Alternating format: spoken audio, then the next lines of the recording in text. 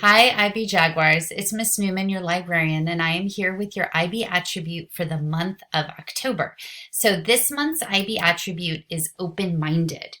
What does it mean to be open-minded? Well, to be open-minded is to understand and appreciate points of view that are different from our own. So people with different backgrounds, different histories, maybe they have a different accent, maybe they look different than you.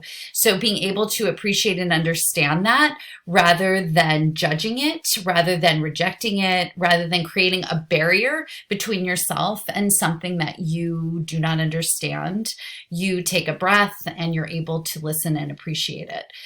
The book that I'm going to be reading to you this month is about a moment in our history, one of many moments, unfortunately, where the United States government was not open-minded. And one of the ways in history where we are closed-minded is the way that we accept or reject immigrants or people that come from different countries to the United States. And throughout our history, we do not have the best track record with immigration and immigrants.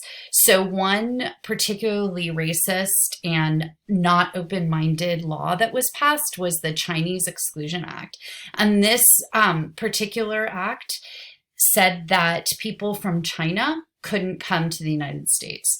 And we all, I think, are familiar with different times where the United States has excluded people from Latin America, people from Mexico, people from Europe, people from Africa, people from Muslim countries, where the US has closed the borders. So that is the opposite of open-minded. I'm going to read to you this story, and I'd love for you to think about the ways in which we can be open-minded and be the opposite of what we're going to be reading about. This story is called I Am an American, and it's a true story written by Martha Brockenberg with Grace Lin. It is the Wong Kim Ark story. I Am an American, the Wong Kim Ark story. Long ago, a boy was born in an apartment above a shop in San Francisco. His name was Wong Kim Ark, and he believed something that would change the country. He believed, I am an American. From Kim Ark's apartment, he could hear the clang of San Francisco's brand new cable car. He could smell the mouth-watering food of Chinatown's many restaurants. He could stand on his street and look down at the San Francisco Bay, which opened up to the Pacific Ocean, which stretched all the way to China, where his parents had been born. Kim Ark's street had two names, Sacramento Street after the state capital, and China Street for the many people of Chinese ancestry who lived there. From a spot on a street with two names, an ancestral land of the Moakama Ohlone tribe of Native Americans, Kim Ark knew one thing for sure. I am an American. Many Chinese people, like his parents, had crossed the ocean, dreaming of a better life on Gold Mountain. That's what Chinese people called California, after miners there struck it rich. Some immigrants set up shops. Some became farmers. Some helped build a railroad stretching from sea to sea, working hard for little money.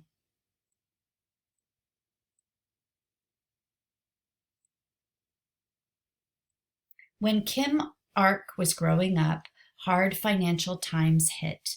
Many people blamed the Chinese. They said people of Chinese heritage could never be American. Kim Ark knew this was not true. I am an American. Even so, the country soon passed a law that said Chinese workers could no longer come to the United States. This law meant his parents could never be U.S. citizens. It meant Chinese people couldn't have certain jobs. They couldn't live where they wanted.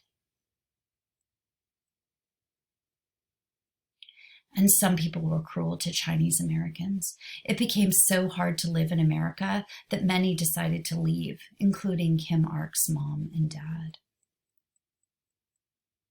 They decided that for them, China was home and they were Chinese. But for Kim Ark, America was home. He was an American. He had never been to China until he visited his parents there after they moved. And after he returned to California, he lived with his aunt and uncle and worked as a cook. He was only 17. He missed his family. Kim Ark knew he might never see them again, but he knew his job in America paid more, which meant a better future. Strict new laws meant he might not be allowed back in the United States if he traveled to China. A few years later, he decided to take the risk. A law required him to find 3 white witnesses to sign a document swearing Kim Ark was born in California, that he was an American. He attached his picture to prove he was the young man in the letter. He set sail once more for China. When he returned home to San Francisco, he showed a customs official his papers. "You sure you were born here?" the official asked. "Yes," Kim Ark said. "I'm an American." It didn't matter. Authorities locked Kim Ark below deck where it was cold, dark, and crowded. He was moved from ship to ship and was imprisoned for more than 4 months. I am an American. This is unjust. Other people believed Wong Kim Ark. With their help, he won a lawsuit in San Francisco and was freed from the ship, but the United States government wouldn't let him be. Wong Kim Ark's case went all the way to the highest court in the land. The justices needed to decide an important question. What makes someone American? They looked to the U.S. Constitution. A part of it, the 14th Amendment, says anyone born in America is a citizen. But government laws said the Constitution didn't matter, that Kim Ark couldn't be a citizen because his Chinese ancestors had different customs and language from most people in America. Kim Ark's fate depended on whom the justices believed.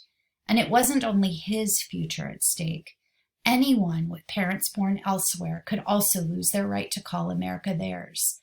So could citizens of indigenous nations. Kim Ark knew what he believed. I am an American. The Supreme Court justices pondered for almost a year. Kim Ark waited, he worked, he worried, and then